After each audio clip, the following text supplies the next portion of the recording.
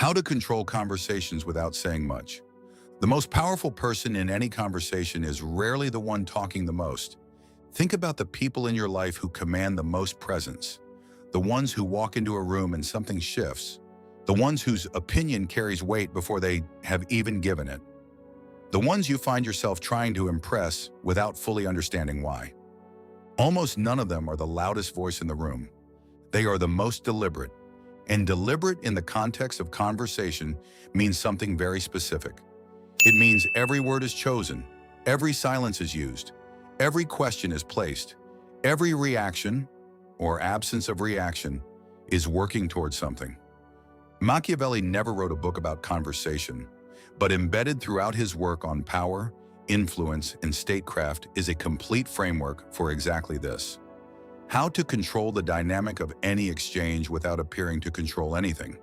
How to extract information while giving little. How to move people toward conclusions they believe they reach themselves. This is not manipulation in the cheap sense. It is not tricks. It is not scripts. It is the deep understanding of how conversations actually work beneath the surface of words, and how to operate at that level deliberately rather than accidentally. Today we go through the entire framework, from the foundational principle to the specific techniques to the most advanced concept most people never reach. By the end of this video, you will never hear a conversation the same way again. Let's begin. Part 1. The foundational principle. Machiavelli opens The Prince with a distinction that most readers miss because they are looking for political theory and not conversational philosophy. He distinguishes between two types of men: those who are led by circumstance and those who lead circumstance. The first type enter every situation, every conversation, every negotiation, every room, and respond to what they find. They are reactive. The conversation shapes them. The second type enter every situation having already decided something, not the outcome. You cannot always control the outcome, but their position, their pace, their purpose. The conversation does not shape them. They shape the conversation. This distinction is the entire foundation of what we are building today. Most people enter conversations empty. They have no frame, no intention, no awareness of what they are actually doing or what the conversation is actually about beneath the surface. And so the person who does have a frame, even a simple one, even just a clear sense of what they want to know and what they want to reveal, that person controls the conversation by default, not through aggression, not through domination, simply through the presence of intention in a space where most people have none. Here is the principle stated plainly. Controlling conversation does not come from talking more. It comes from being more intentional than everyone else in the room. That is it. That is the whole framework in one sentence. Everything else is the application. Part 2. Silence as a weapon. The most underused tool in conversation is the one that costs nothing and requires no skill to deploy. Silence. Not awkward silence, not passive silence, not the silence of someone who has nothing to say. Strategic silence. The deliberate withholding of a response at the moment when a response is expected. Machiavelli understood that people are fundamentally uncomfortable with unfilled space. It is one of the most reliable features of human social behavior. When silence appears in a conversation, people rush to fill it. And what they fill it with, without thinking, without filtering, under the pressure of the discomfort, is almost always more honest and more revealing than anything they would have said if given time to prepare. The strategic use of silence exploits this completely. Here is how it works in practice. Someone makes a statement. They finish. They look at you. The normal social rhythm says, now you respond. You do not respond immediately. You hold the silence for 3 seconds, 5 seconds, sometimes more. You maintain eye contact. Your expression does not change dramatically. It is attentive, present, as if you are absorbing what was just said and giving it real consideration. What happens in those seconds is extraordinary. The other person becomes uncomfortable. They begin to wonder if what they said was sufficient, if you understood it, if you agreed, if they explained themselves clearly, and they start talking again. And what comes out in that second wave of talking, the part they added because the silence made them anxious, that is where the real information lives. People over-explain when they are nervous. They add qualifications that reveal uncertainty. They add details that reveal what they were trying to conceal. They fill the silence with the things they were not planning to say. You said nothing. You received everything. Machiavelli describes this principle in terms of his approach to intelligence gathering as a diplomat. He writes about the value of listening past the prepared statement. The prepared statement tells you what someone wants you to know. What comes after the prepared statement, when the silence presses and the composure slips, tells you what they actually think. The practice is simple. The discipline required is significant, because the compulsion to fill silence is social conditioning running deep. You will feel the pull to respond. You will feel the discomfort. Sit in it. Let the other person break first. They almost always will. The reverse application. Now flip it. You have just said something important, something you want to land, something you want the other person to absorb and respond to honestly. Do not soften it with more words. The chronic overtalker destroys their own strongest points by immediately diluting them. They say the thing, the precise, impactful thing, and then, nervous about how it landed, they add to it. They explain it. They qualify it. They fill the silence around it with more words until the original point is buried. Say the thing, then stop. Let the silence do the work of making it important. The human mind assigns weight to statements that stand alone in silence. When you speak and then stop, when you clearly have more to say and choose not to say it, the other person's mind involuntarily treats what you said as significant. They lean toward it. They turn it over. They respond to it rather than to the noise around it. This is Machiavelli's economy of speech applied directly. He writes that the prince who speaks only when necessary will find that his words carry more force than the prince who speaks constantly, because scarcity creates value, in conversation as in resources. Part 3, the power of the question. The person asking the questions controls the conversation, not the person answering them. This seems counterintuitive because asking questions feels like a position of lesser knowledge. I am asking because I do not know. The person answering has the knowledge, the position, the apparent authority. But watch what actually happens.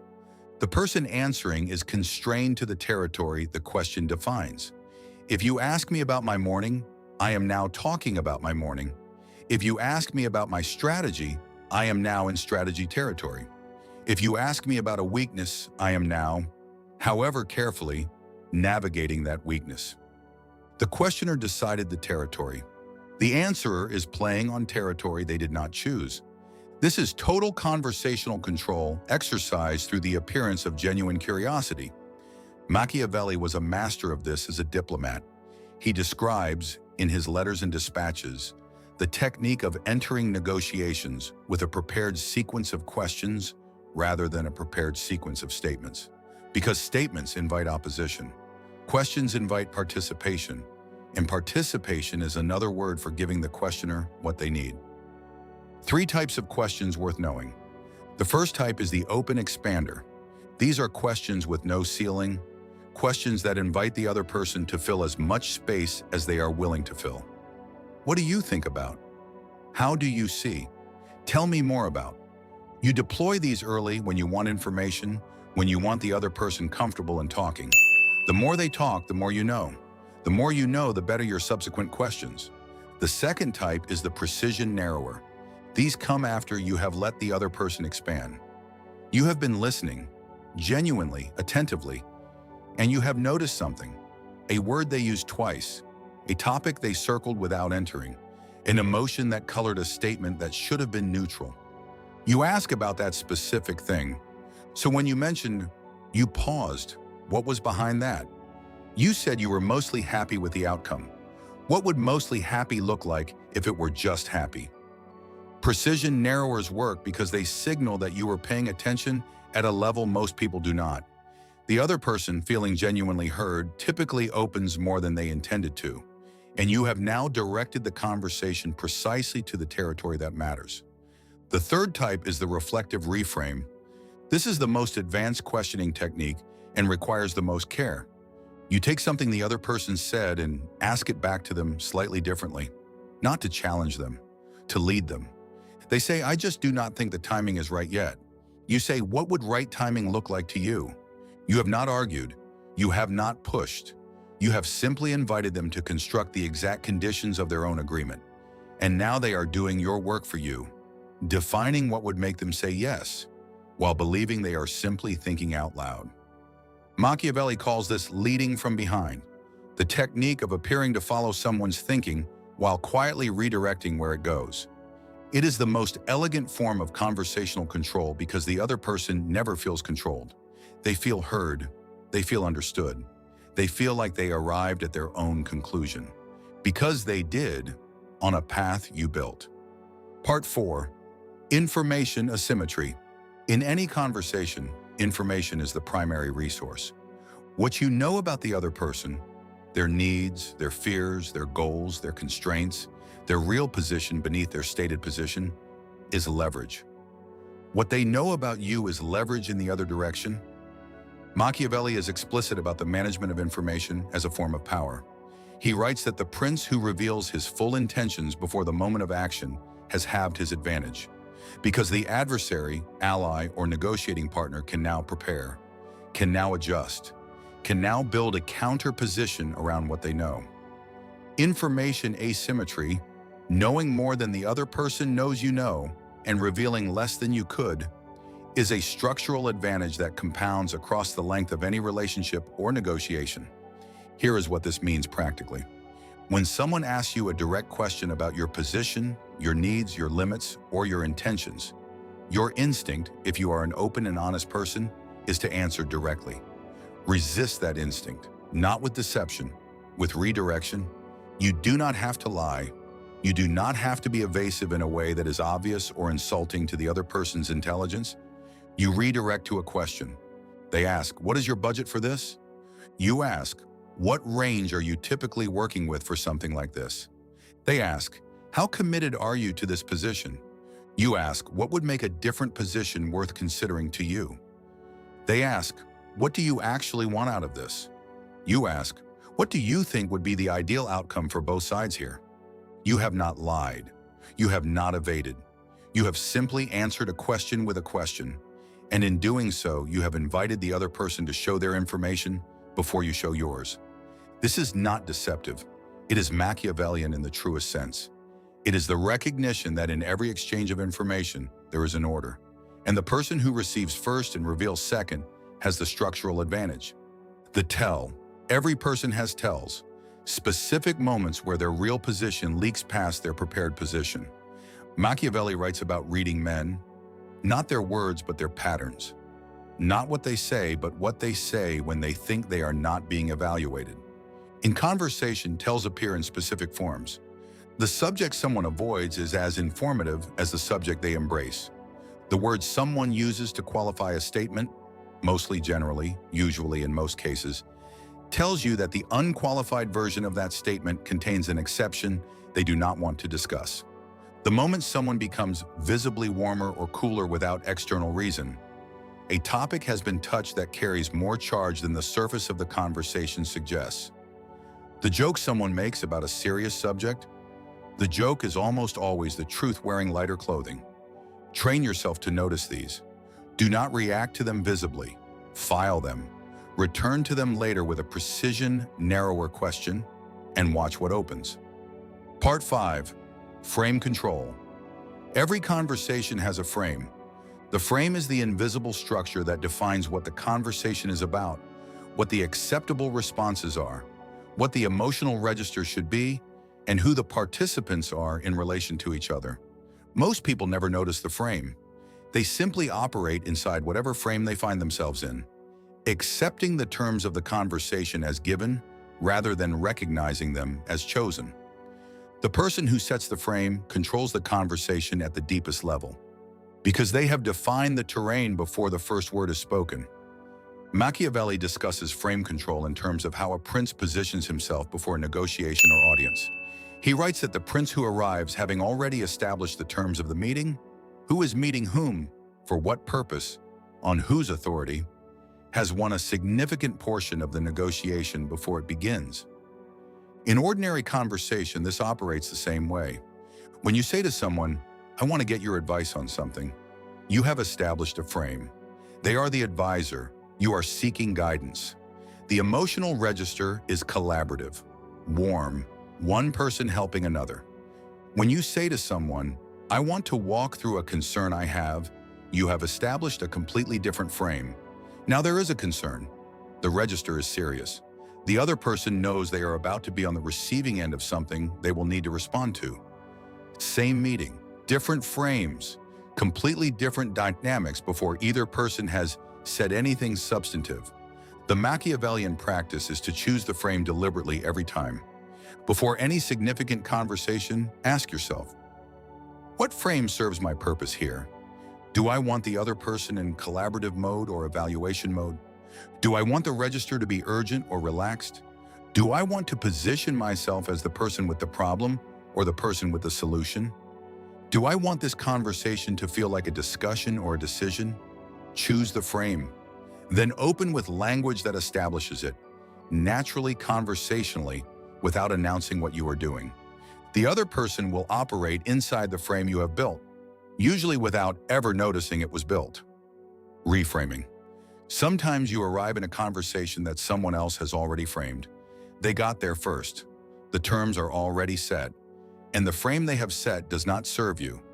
The Machiavellian does not fight the frame directly.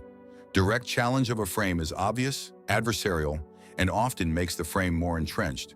You reframe. You find a way to accept the surface of their frame while introducing a different underlying structure. They frame the conversation as, "We need to talk about why the project is behind."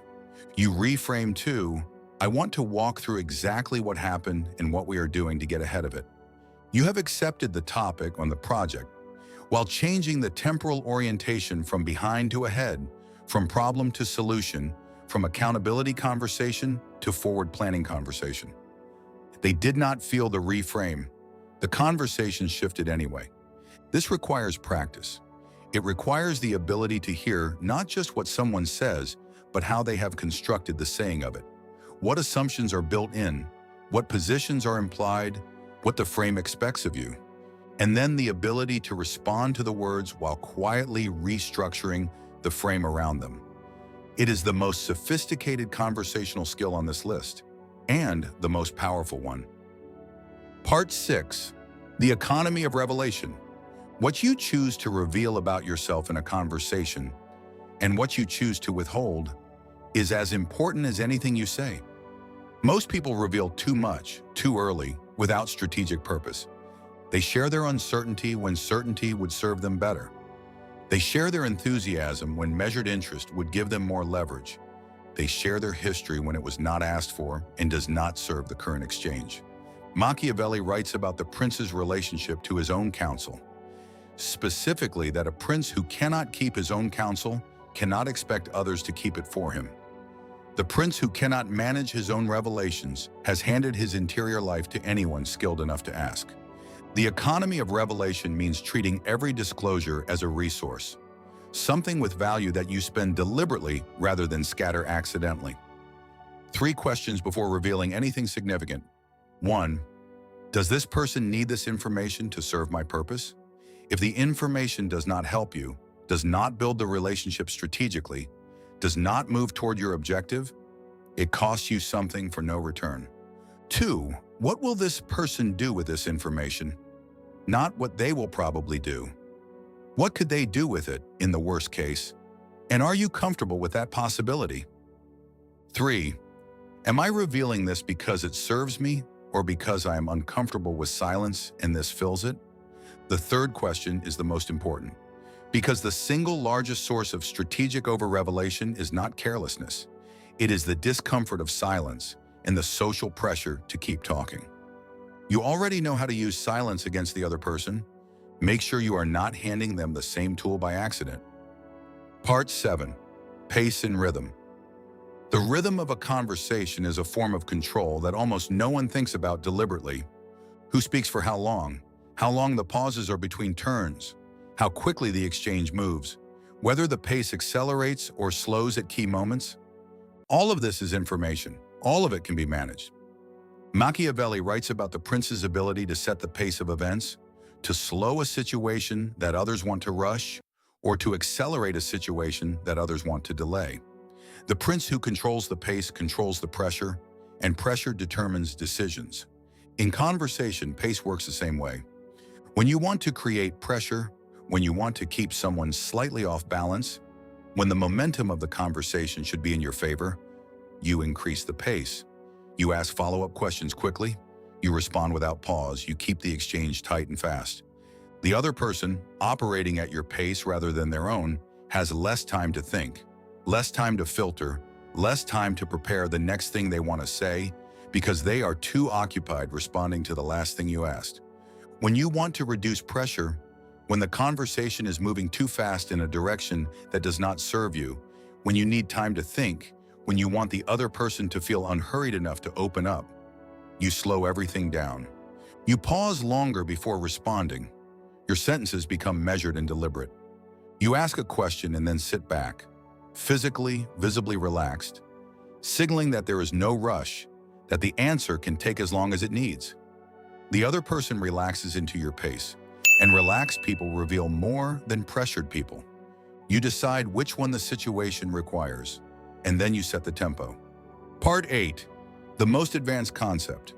Everything we have covered so far is about what you do in a conversation. This final section is about something more fundamental, who you are in a conversation. Machiavelli understood, and this is the insight that separates his framework from all the tactical advice that came before and after him, that technique without presence is hollow, that the tools only work in the hands of someone who has done a specific kind of internal work. The work of being genuinely unaffected by the need for the other person's approval. This is the advanced concept, and it is simple to state and profoundly difficult to embody. Every technique we have discussed, the strategic silence, the precision question, the frame control, the economy of revelation, all of it fails the moment you need the other person to like you more than you need to achieve your purpose. Because the moment that need activates, you fill the silences. You soften the questions. You accept the other person's frame because challenging it might create discomfort. You reveal more than you should because withholding feels rude or distant. The need for approval is the single greatest disruptor of conversational control. Machiavelli calls this the prince's relationship to his own security. He writes that a prince who requires external validation for his sense of position will always be vulnerable to whoever controls the supply of that validation. He is not free. He is managed by whoever holds the approval he needs. The prince who does not require it, who has done the internal work of establishing his position independently of others' assessment of it, operates from a completely different place. He can sit in silence without anxiety. He can ask the difficult question without softening it. He can hold a frame under pressure because his security does not depend on the other person's comfort. This is not coldness. It is not distance. It is not the absence of care for the people you are in conversation with. It is the presence of a foundation that does not require the conversation to provide it. And paradoxically, the person who needs nothing from the other person in a conversation is the person the other person most wants to give something to. Because approval withheld is approval valued. Attention that is not freely given is attention that is worked for. Presence that does not need to be present is the presence everyone in the room orients toward. This is the final and deepest level of the framework. Not a technique, a state of being. The techniques get you started. They build the habit of deliberateness. They create the external architecture of conversational control. The internal work, the slow, difficult, discomfort-requiring work of becoming someone who genuinely does not need external validation to feel secure, that is what makes the techniques permanent. Without it, the techniques are a performance. With it, they are a natural expression of who you are. Closing, go back to the last important conversation you had. Think about it now with what you know. Who set the frame? Who controlled the pace? Who asked more questions than they answered? Who revealed more than they needed to? Where did the silence appear and who filled it and what did they fill it with? You already know the answer. And now you have the framework to make different choices next time. Not louder choices, more deliberate ones. The next video in this series goes into how Machiavelli read people, specifically how to identify someone's real motivation within the first 5 minutes of any conversation, using nothing but observation and one well-placed question. If this gave you something useful, share it with someone who needs it. Not everyone, the right one. I will see you in the next one.